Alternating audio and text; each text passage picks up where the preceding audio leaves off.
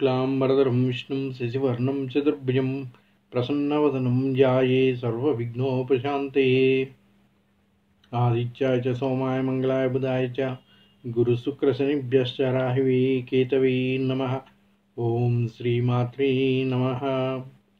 భగవద్బంధువులందరికీ మా నమస్సుమాంజలు। ముందుగా అందరికీ కూడా మా స్పేస్ తరపున మకర సంక్రాంతి యొక్క శుభాకాంక్షలు, శుభాభినందనలు। ఈరోజు మనం మకర సంక్రాంతి యొక్క విశిష్టత గురించి, ఈ పండగ యొక్క విధి విధానాలు, పురాణ చరిత్రల గురించి చెప్పుకునే ప్రయత్నం చేద్దాం। అదేవిధంగా జ్యోతిష్శాస్త్ర ప్రకారం పంచాంగంలో వివరించినట్టుగా సంక్రాంతి పురుషుడు వల్ల కలిగే మేలు కీడు ఈ సంవత్సరం ఏ విధంగా ఉంది, పంటలు ఏ విధంగా పండుతాయి, రాజు ఏ విధంగా పాలిస్తాడు, మనందరికీ ఏ విధంగా ఉంటుంది అనేది కూడా తెలుసుకునే ప్రయత్నం చేద్దాం। అలాగే సంక్రాంతి పండుగ రోజు చేయవలసిన కార్యక్రమాలు, ఏ విధంగా చేస్తే మనకి అష్టైశ్వర్యాలు సిద్ధిస్తాయో, మన పూర్వ పాపాలన్నీ నశిస్తాయో కూడా వివరంగా ఈ ప్రవచనంలో తెలుసుకునే ప్రయత్నం చేద్దాం। సంక్రాంతి అంటేనే కొత్త వెలుగుల పండుగగా చెప్పుకుంటూ ఉంటారు। ఈ సంక్రాంతి రోజు ఎంతో కోలాహలంగా ఉంటుంది। ప్రతి ఒక్కరూ కూడా వారి సొంత ఊరికి వెళ్ళి అక్కడ పండగ జరుపుకోవడానికి ప్రాధాన్యత ఇస్తూ ఉంటారు।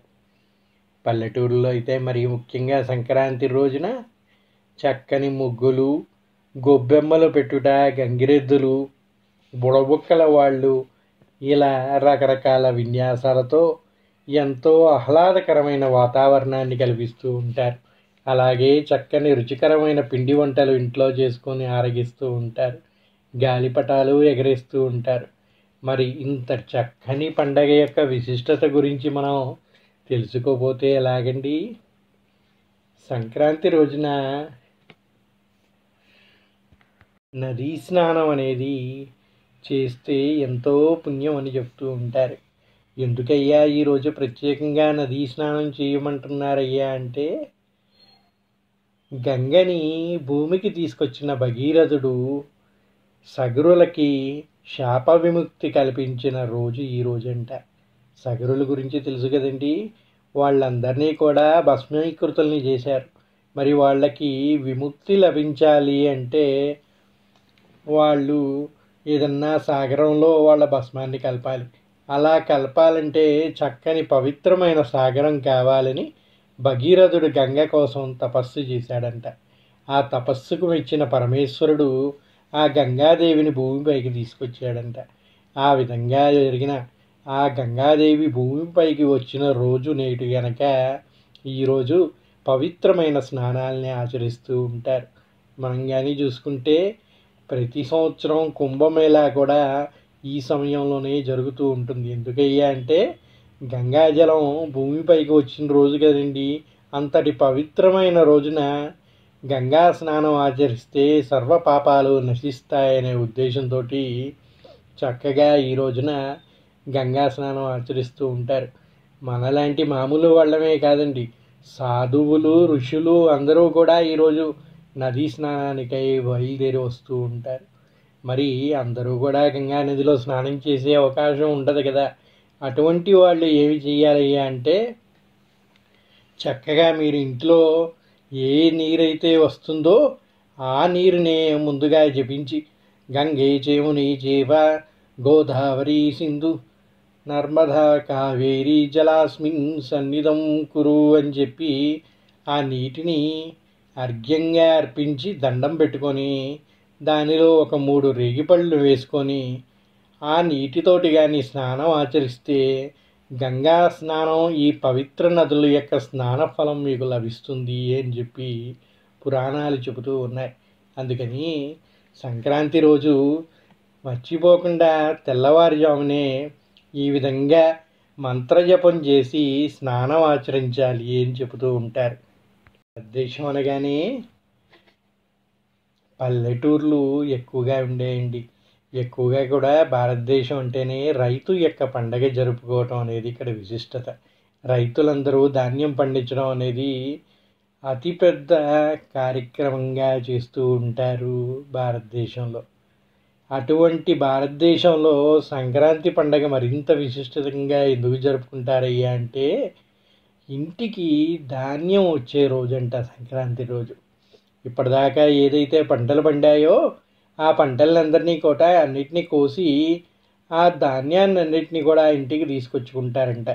ధాన్యం ఇంటికి వచ్చిందంటే ఏమిటండి? సిరి సంపదలు ఇంటికి చేరాయి అని కదా. అటువంటి సిరి సంపదలు చేరిన రోజున పండగగా జరుపుకొని మనమంతా కోలాహలంగా ఉండటమే కాకుండా మన దగ్గర పనిచేసే పనివారికి కూడా కొంత ఇచ్చి వాళ్ళని కూడా సంతృప్తి పరచడం అనేది అనాదిగా వస్తున్న ఆచారంగా చెబుతూ ఉంటారు. ఆ కొత్త పంట ఏదైతే వచ్చిందో వాటితోటి పిండి వంటలు చేసి 10 మందికి పంచుతూ ఉంటారు. అందుకే మీరు చూసుకుంటే గంగిరెద్దుల వాళ్ళు కానీ బుడబుక్కల వాళ్ళు కానీ అందరూ కూడా ఈ సమయంలోనే ఎందుకు వస్తారు హరిదాసులు అందరూ అంటే, కొత్త ధాన్యం ఇంటికి వస్తుంది. మరి ఇంటికి వచ్చి ధాన్యం ఉన్నప్పుడు వచ్చి ఎవరన్నా అడిగితేనే కదా వాళ్ళకి ఇవ్వగలుగుతారు. మన దగ్గర ఎక్కువగా ఉంటే కొంచెం వాళ్ళకి పెడతా ఉంటాం అన్నమాట. దీని ద్వారా మనం సంతోషంగా ఉండటమే కాకుండా వాళ్ళ కుటుంబాన్ని కూడా సంతోషపరుస్తాం. మానవ సేవే మాధవ సేవ అంటారు కదా. ఈ విధంగా 10 మంది సంతోషంగా ఉంటే వారి ఆశీస్సులు ఆ భగవన్నారాయణ ఆశీస్సులతో పాటు మనకి లభిస్తాయి అని చెబుతారు. అందుకే మనం ఏ పని చేసినా కూడా దానిలో అర్థం పరమార్థం రెండూ ఉండేటట్టుగా చూసుకోవాలని పెద్దలు ఈ విధంగా నియమ నిబంధనలు ఏర్పాటు చేశారు అని చెబుతూ ఉంటారు. అందుకే ప్రతి పండగకు కూడా మనం సంతోషంగా ఉండడమే కాదు, మనతో పాటు 10 మంది సంతోషంగా ఉండేటట్టుగా చూసే విధానం ఈ సంక్రాంతి పండుగలోనే కాదు అన్ని పండుగలలో కూడా కనిపిస్తూ ఉంటుంది. అలాగే ఈ సంక్రాంతి అనేది ప్రకృతికి సంబంధించిన పండుగగా చెప్తారు. ఏమిటయ్యా ప్రకృతికి సంబంధించిన పండుగ అంటే, మరి ప్రకృతి పంట కాదండి, పంటలు ఇంటికి వస్తున్నాయి. పంట ఏ విధంగా వస్తుంది? భూమిని సాగు చేసి పండిస్తే వస్తుంది. భూమిని సాగు చేసామంటే ప్రకృతిని పూజించామనే కదా. ఆ పూజ ఫలం నేరు మన ఇంటికి వస్తుంది. అందుకనే ఈరోజు ప్రకృతిని కూడా మనకి సహాయపడిన ఇప్పుడు ఈరోజంటే ట్రాక్టర్లు మిషన్లు అన్నీ వచ్చాయి.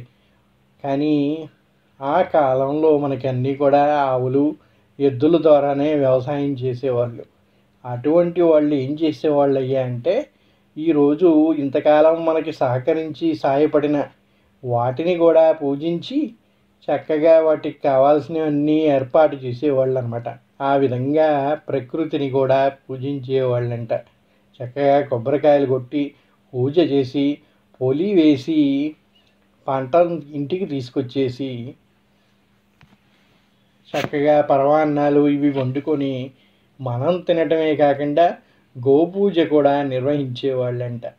ఆ విధంగా గోపూజ మనకి ఏదైతే ఎద్దులు సాగుకి దున్నటానికి అన్నిటికీ సహకరించాయో వాటిని కూడా పొద్దున్నే లేచి పూజించేవాళ్ళు. అది సంక్రాంతి యొక్క ప్రాముఖ్యత. ఈరోజు అన్ని మిషన్లతో చేస్తున్నారు కదండి. వీటిని పూజించాలంటే మనం ఎంత టెక్నాలజీకి అభివృద్ధి చెంది ఇష్టపడినప్పటికీ న్యాచురల్ ఫార్మింగ్, ఆర్గానిక్ ఫార్మింగ్ అని అంటూ ఉన్నారు కదండి. అవి చెయ్యాలి అంటే మళ్ళీ మనకు కావాల్సింది పశు సంపదే. వాటి వల్లనే ఇవన్నీ సాధ్యం అవుతాయి. మనకి చక్కని పేడ ఈరోజు ఎరువుగా ఉపయోగపడుతుంది. పూర్వకాలంలో అది ఉపయోగించడం వల్లే ఆరోగ్యంగా ఉన్నారు. మళ్ళీ అటువంటివే ఈరోజు కూడా ఉపయోగించాలి అంటున్నారు.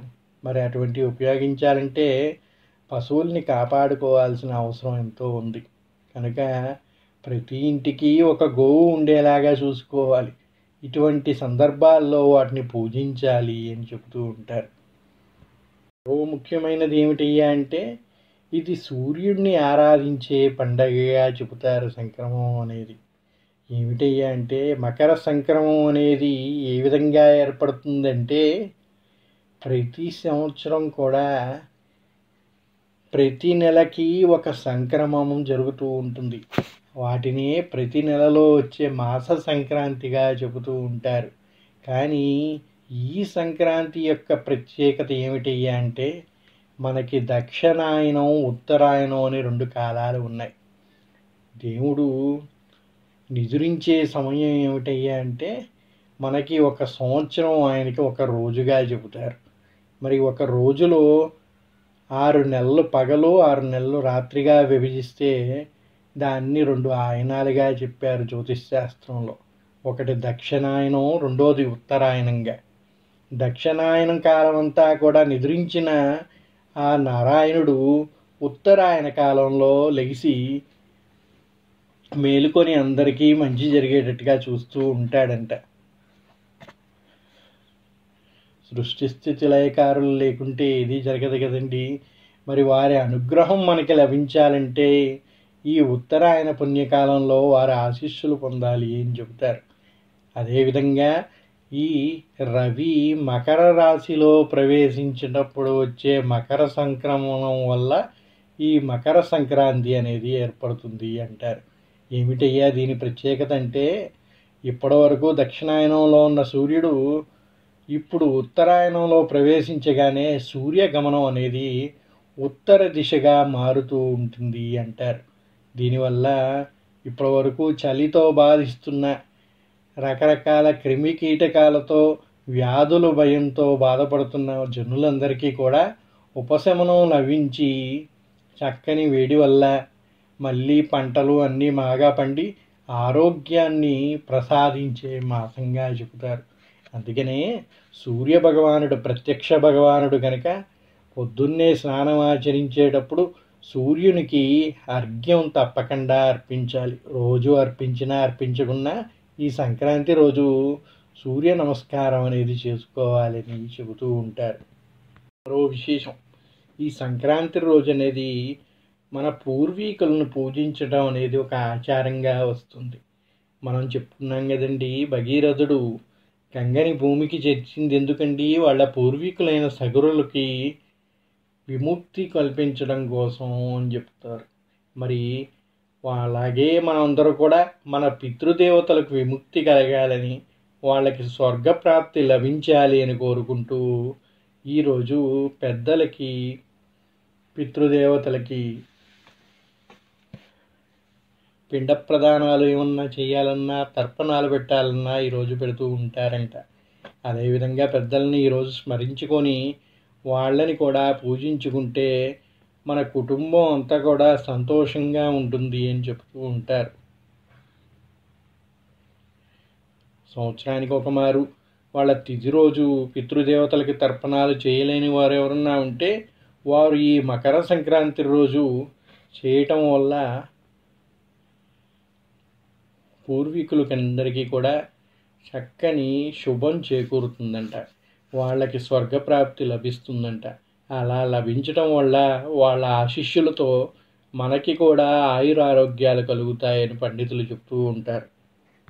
అంటే కేవలం తెలుగు ఇళ్లల్లో పండగ మాత్రమే కాదండి, ఈ పండగని అన్ని ప్రాంతాల వాళ్ళు కూడా జరుపుకుంటూ ఉంటారు.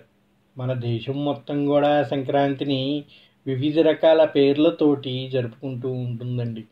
మనం సంక్రాంతి అంటాం, తమిళనాడు అటు పక్క వెళ్తే వాళ్ళు పొంగల్ అంటారు. అలాగే ఒక్కొక్క ప్రాంతంలో ఒక్కొక్క పేరుతో జరుపుకుంటున్నప్పటికీ అందరూ కూడా ప్రకృతిని ఆరాధిస్తూ ఉంటారు. అటువంటి గొప్ప పండగ కాబట్టే దీన్ని పెద్ద పండగగా భావిస్తూ ఉంటారు. అలాగే ఈ పండగ రోజు ప్రత్యేకంగా పిండి వంటలు చేసేటప్పుడు వాటిని నువ్వుల్ని ఉపయోగిస్తూ ఉంటారు. ఎందుకయ్యా నువ్వుల్ని ఉపయోగిస్తారంటే,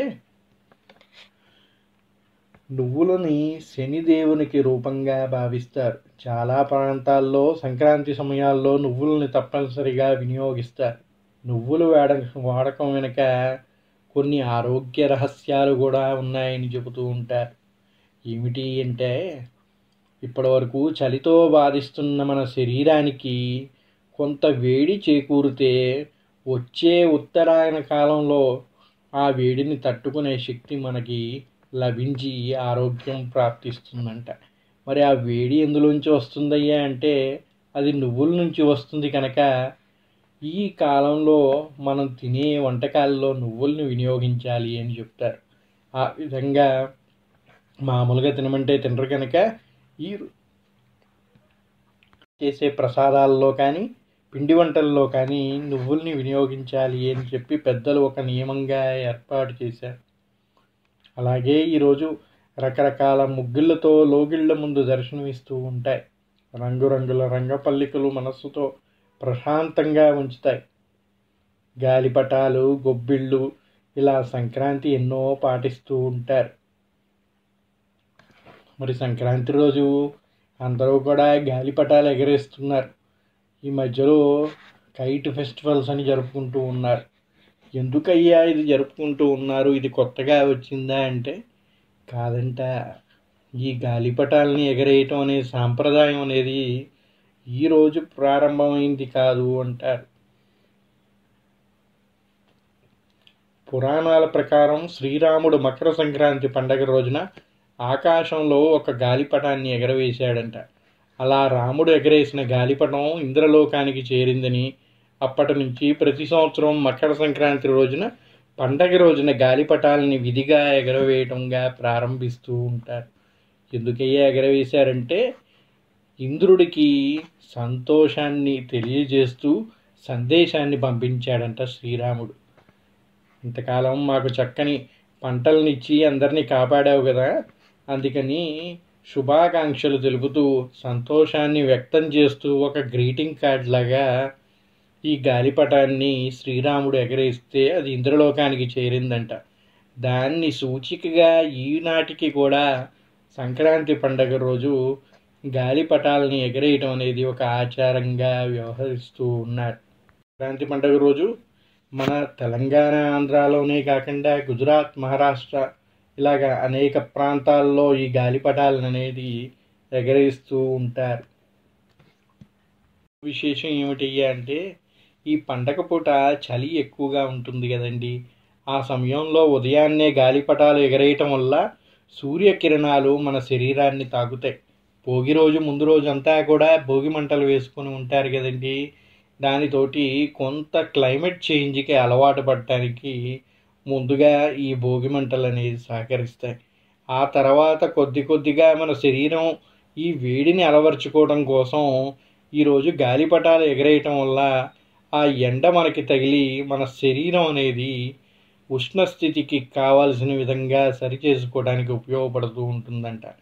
ఆ విధంగా కొంచెం వ్యాయామం అవుతుంది, ఎండ తగులుతూ ఉంటుంది. కాబట్టి ఈ విధంగా గాలిపటాలు ఎగరేయాలని కూడా చెబుతూ ఉంటారు. సంక్రాంతిని ఉత్తరాయణకు కూడా పిలుస్తూ ఉంటారు. ఎందుకయ్యా అంటే ఉత్తరాయణ కాలం ప్రారంభం అవుతుంది కనుక ఈ రోజు నుంచి. అలాగే మకర సంక్రాంతి రోజు సూర్యుడు ఉత్తరం వైపు పయనిస్తాడు కాబట్టి ఉత్తరాయణగా పిలుస్తారు అని కూడా చెప్తూ ఉంటారు. దేశవ్యాప్తంగా కూడా ఈ సంక్రాంతిని పలు రకాల పేర్లతో పిలుస్తూ ఉంటారు. ఉత్తర భారతంలో నివసించే హిందువులు, సిక్కులు సంక్రాంతి పండుగని మాఘీ అని పిలుస్తారు అంట. ఆ తర్వాత లోహ్రీ అని జరుపుతారు. గోవా, ఆంధ్రప్రదేశ్, మహారాష్ట్ర, పశ్చిమ బెంగాల్, కర్ణాటక, తెలంగాణ రాష్ట్రాల్లో మకర సంక్రాంతిగా పిలుస్తూ ఉంటారు. మధ్య భారతదేశంలో సుకురాత్ అని, అస్సాంలో మగ బిహు అని, తమిళనాడులో పొంగల్ అని, గుజరాత్లో గాలిపటాలని ఎగరవేస్తూ చక్కగా ఈ పండుగను నిర్వహిస్తూ ఉంటారు. ఆ విధంగా ఒక్కొక్క ప్రాంతంలో ఒక్కొక్క పేరుతో పిలిచినప్పటికీ ఈ సంక్రాంతి అనేది అందరూ కూడా చక్కగా కలిసి జరుపుకునే పండుగగా చెబుతూ ఉంటారు. సంక్రాంతి రోజున భక్తులందరూ కూడా గంగా, యమున, గోదావరి, కృష్ణ, కావేరి లాంటి పవిత్ర నదుల్లో పుణ్యస్నానాలు ఆచరిస్తారు. ఇలా పుణ్యస్నానాలు ఆచరిస్తే వారు చేసిన పాపాలు కడిగివేయబడతాయని విశ్వసిస్తారు. ఎన్నో రకాల ఆధ్యాత్మిక కార్యక్రమాలు కూడా ఈ సంక్రాంతి రోజున నిర్వహిస్తూ ఉంటారు. 12 ఏళ్లకు ఒకమారు వచ్చే మకర సంక్రమణం రోజు జరిగే కుంభమేళా కూడా ప్రత్యేకంగా ఈ సంవత్సరం 144 సంవత్సరాల తర్వాత వచ్చే మహాకుంభమేళా అనేది జరుగుతూ ఉన్నది. అది మరొక విశేషం. అందున ఈ సమయంలో నదీ స్నానం చేస్తే మరింత పుణ్యఫలం లభిస్తుంది అని చెబుతున్నాయి శాస్త్రాలు. చలి ఎక్కువగా ఉండే చలికాలం నుంచి విముక్తిని ఇచ్చేది సంక్రాంతి అంటారు. సం అంటే మిక్కిలి, ఎక్కువగా, చక్కని అనే అర్థం. క్రాంతి అంటే అభ్యోదయం, ఉదయించే సూర్యుడుగా చెబుతూ ఉంటారు, సూర్యకిరణాలుగా. కనుక ఈ రెండింటినీ కలిపితే సంక్రాంతి అంటే మంచి క్రాంతి, చక్కని వెలుగు అని అర్థంగా చెబుతూ ఉంటారు. మకరం అంటే ముసలి. ఇది పట్టుకుంటే వదలదు అని మనకు తెలుసు.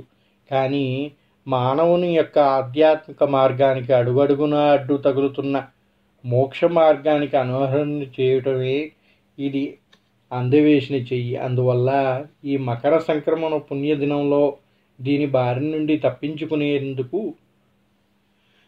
యథాశక్తిగా దాన ధర్మాలు చేస్తూ, ధ్యానం చేస్తూ, దేవుణ్ణి ఆరాధించటం వల్ల అది లభించే సాధనం మనకి చేకూరుతుంది అని చెబుతూ ఉంటారు. అందుకే వ్యామోహాలన్నింటినీ తగ్గించుకొని చక్కగా భక్తి శ్రద్ధలతో దేవుణ్ణి ఆరాధించడానికి కూడా ఈ మకర సంక్రమం అనేది సరైన సమయంగా చెబుతూ ఉంటారు. మనం చూసుకుంటే సాధువులు, సత్పురుషులు కూడా ఈ రోజున దీక్షని ఎంతో పవిత్రంగా భావిస్తారు. ఎందుకయ్యా అంటే ఇప్పటి వరకు వాళ్ళు ఎంత ప్రయత్నించినా లభించని ఆ దీక్షా మార్గం ఈరోజు వాళ్ళకి లభించే అవకాశం ఉంటుందంట. అందుకే మకర సంక్రమణ రోజు పుణ్యస్నానాల్ని ఆచరించి వాళ్ళు దీక్షని చేపడుతూ ఉంటారు అని చెప్తారు. మకర సంక్రమణం గురించి చెప్పుకుంటే ముందుగా జ్యోతిష్శాస్త్ర ప్రకారం మనకి 2 పర్వదినాలు చెప్పుకుంటారండి జ్యోతిష్శాస్త్రంలో. ఒకటి ఉగాది రోజు జ్యోతిష్శాస్త్రంలో తారా నక్షత్రాలను గణించి ఈ సంవత్సర ఫలితాలు ఏ విధంగా ఉంటాయో చెబుతారు. మరొకటి ఏమిటయ్యా అంటే మకర సంక్రమణం రోజు నుంచి దిశ మారి మంచి కానీ చెడు కానీ జరిగే అవకాశాలని తెలియజేయడానికి సంక్రాంతి పురుషుడు యొక్క ప్రవేశం గురించి వివరిస్తూ ఉంటారు. అటువంటి పవిత్రమైన ఈ రోజున సంక్రాంతి పురుషుడు ఏ విధంగా వస్తున్నాడు, ఆయన నామధేయం ఏమిటి, ఆయన ఏమి తింటున్నాడు, దీనివల్ల మనకి కలిగే భోగభాగ్యాలు ఏమిటి, నష్టాలు ఏమిటి, అన్నిటినీ కూడా తెలుసుకునే ప్రయత్నం చేద్దాం. ఈ సంవత్సరం వచ్చే సంక్రాంతి పురుషుడు పేరు మహోదరుడు అంట. మహోదరి నామధేయుడు.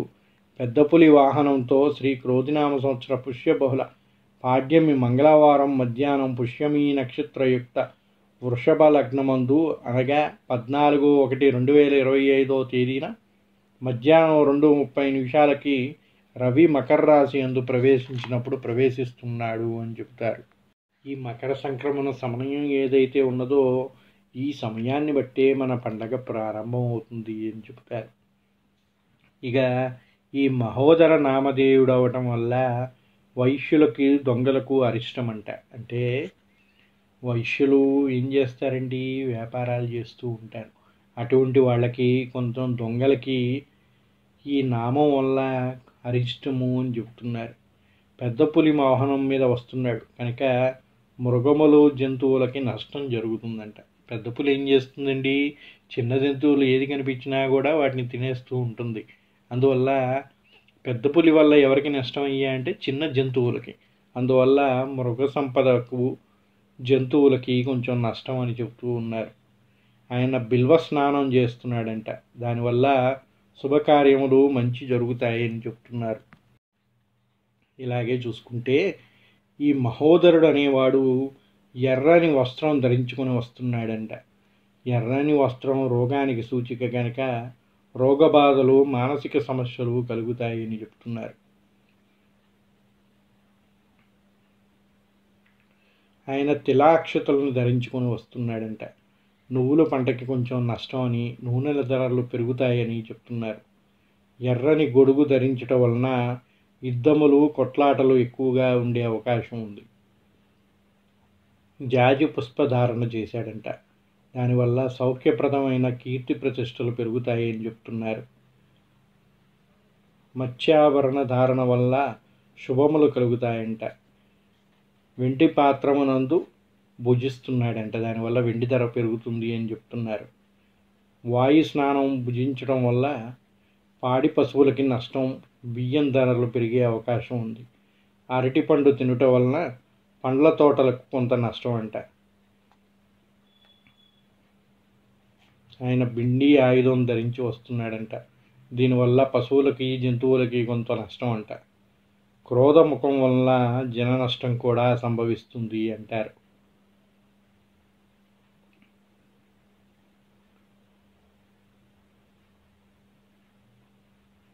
కూర్పు నీయుండటం వలన ధరలు సమానంగా ఉంటాయంట, పెద్దగా హెచ్చుతగ్గులు ఉండవు అని చెప్తున్నారు. దక్షిణ దిశగా ప్రయాణం చేస్తున్నాడంట ఆయన. దక్షిణ దేశములకు కొంత అరిష్టము అని చెప్తున్నారు. కృష్ణపక్షం వల్ల దేశము సుభిక్షంగా ఉంటుందంట. బహుళ పాడ్యమి తిథి వలన సుఖక్షేమాలు కలుగుతాయని చెప్తున్నారు. ఆయన వచ్చేది మంగళవారం కనుక దుఃఖము, దొంగల భయం కూడా కొంత ఉంటుందంట. పుష్యమి నక్షత్రంలో ప్రవేశిస్తున్నాడు కనుక విరోధములు, కొంత నష్టములు కలుగుతాయి అని చెప్తున్నారు.